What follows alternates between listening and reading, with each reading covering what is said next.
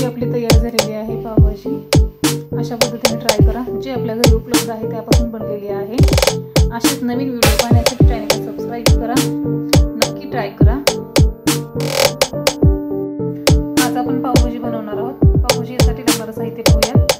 शिमला मिरची, पीठ, बटाटा, टोमॅटो, कोथिंबीर, हिरवी मिरची, अद्रक, लसूण आणि वाटाणे।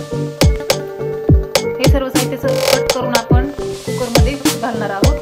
चला तर हा कांदा, पीठ मी हे एवढं वापरणार नाही, यातलं थोडंसं वापरणार आहे। हे खूप मोठं आहे। हे पीठ एवढं घालणार आहे। या पीठमुळे आपल्या पावभाजीला खूप छान कलर येईल। कुकरला लावून झालेलं आहे आपलं टोमॅटो, शिमला मिरची, बटाटे, पीठ, वाटाणे हे सगळं उकळून झाल्याच्या नंतर आपण याला छान तडका देणार आहोत।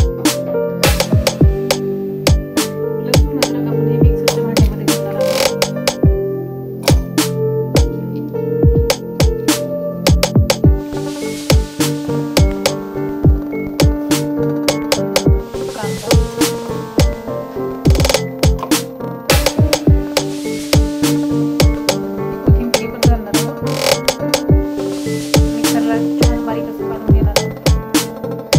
आता पावभाजीला तडका देणार आहोत।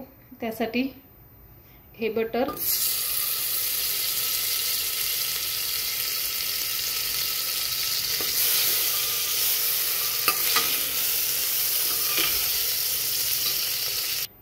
अर्धा चमचे जिरे,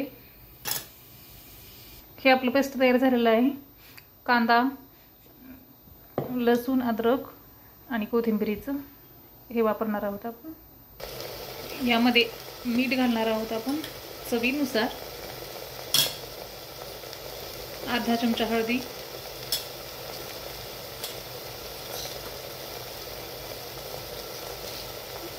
एक चमचा धने पावडर, अर्धा चमचा जिरे पावडर,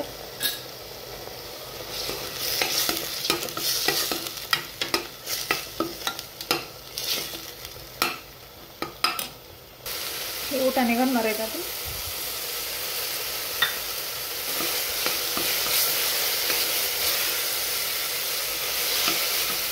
दोन चमचे आपला पावभाजी मसाला घालणार आहोत।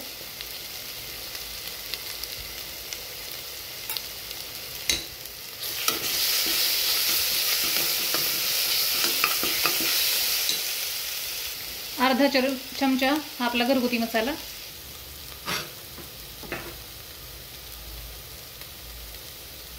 हे आपण मिश्रण तयार करून घेतलेलं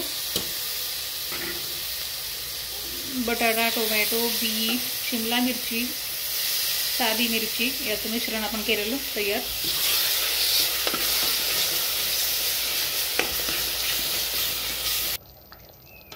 ही आपली पावभाजी तयार झालेली आहे। आपण काढून घेऊयात। खूप सुंदर झालेली आहे। छोटी बर्थडे पार्टी किंवा काही असेल तर आपण कमीत कमी म्हणजे 10 माणसाला पुरेल एवढी तर भाजी बनलेली आहे।